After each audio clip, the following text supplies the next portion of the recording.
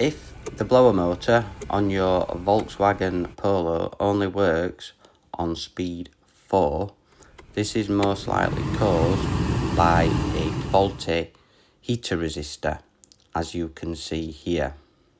This is really easy to change and very inexpensive, and I'm going to show you how it's done right now.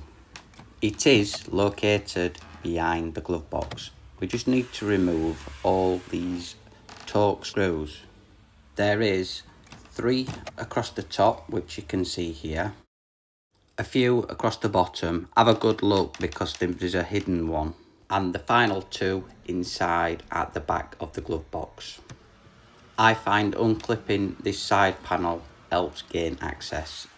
And then the glove box will lower down. You will find that there is some padding at the back. This will just unclip and pull away. And the heater resistor is at the top right hand corner. You can see the wiring here. This, if you just squeeze both sides of the multi-plug, the wiring will unclip.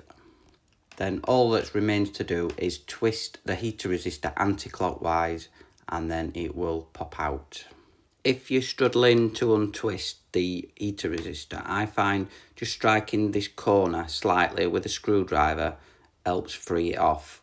And once you've done that, it will just slide out. And this is what it looks like.